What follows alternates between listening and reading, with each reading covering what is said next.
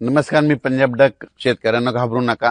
सगळीकडे पाऊस पडणार आहे. म्हणजे आजपासून परत पावसाचा जोर वाढणार आहे. 1 तारखेपर्यंत दररोज अशा वेगवेगळ्या भागात चांगला पाऊस पडणार आहे.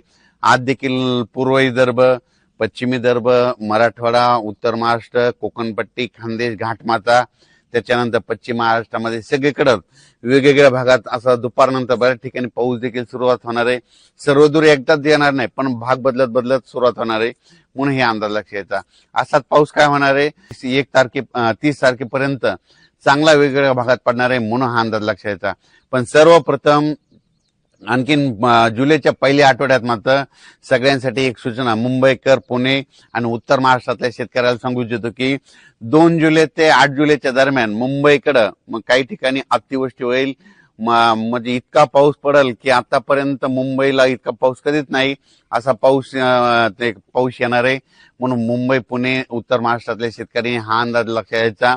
आणि आपल्या जे वडे नाले असतील त्याच्या बाजूला समजा एखादेच जनावर बांधलेले असतात, त्याच्यामुळे ते 8 दिवसामध्ये काळजी घ्यायची. कारण की मुंबईकडे खूप 2 जुलै ते 8 जुलै मध्ये वेस्टर्न महाराष्ट्र मध्ये पश्चिम महाराष्ट्र असा तिकडे चांगला पाऊस पडणार आहे.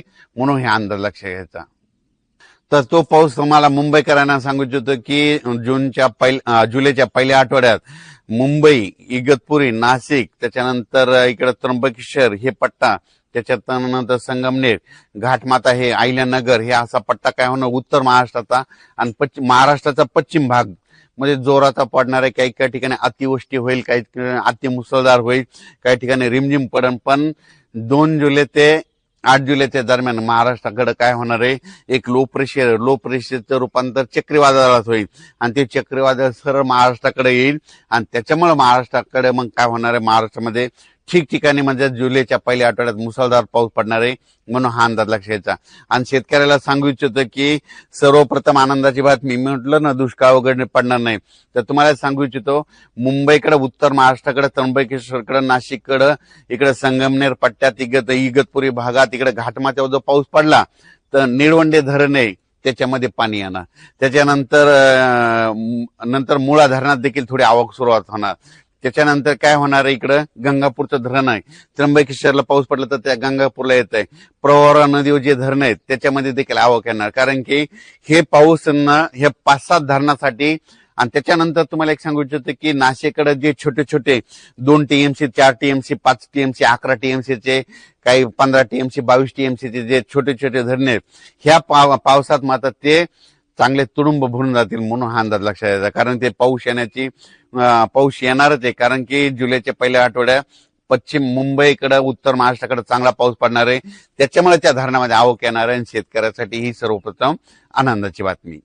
तर जुलैच्या पहिल्या आठवड्यात, आता तर हे पाऊस पडणारच आहे 30 जून पर्यंत, पण जुलैच्या पहिल्या आठवड्यात मुंबई, त्र्यंबकेश्वर, नाशिक, त्याच्यानंतर अहिल्यानगर, संभाजीनगर, संगमनेर पट्टा, घाटमाता, पुणे ह्या परिसरात मुसळधार पाऊस पडणार आहे. त्याच्यामुळे हे तिकडला प्रश्न मिटल. पण त्याच्यानंतर काय झालं, पश्चिम महाराष्ट्रामध्ये सोलापूर जिल्हा, सांगली जिल्हा, त्याच्यानंतर साताराच्या इकडला पूर्वेकडील भाग, बऱ्याच शेतकऱ्याचे फोन आले. कोल्हापूर, सांगली, आटपाडी, त्याच्यानंतर दारिमपट्टा, कासेगाव मध्ये द्राक्ष पट्टा, त्या भागात काय झालं, शेतकऱ्याचे फोन आले होते. पण काल कासेगावला सुद्धा पाऊस सुरू झाला, पंढरपूरला देखील पाऊस झाला. आणि सोलापूर जिल्ह्यातले सांगू इच्छितो की सोलापूरकडे देखील पाऊस येणार आहे. पहिल्यापासूनच मी म्हणतो जून मध्ये पाऊस कमी पडणार, जुलैला जास्त पडणार, ऑगस्टला 2 पाऊस मोठे राहतील आणि सप्टेंबर, ऑक्टोबर परतीचा पाऊस धुमाकूळ घालील. म्हणून हे अंदाज लक्षाचा. राज्यात सगळ्या शेतकऱ्याला सांगू इच्छितो, जमिनीमध्ये ईदभर ओल झाली की तुम्ही तुमचं पेरणी कधी करू शकता.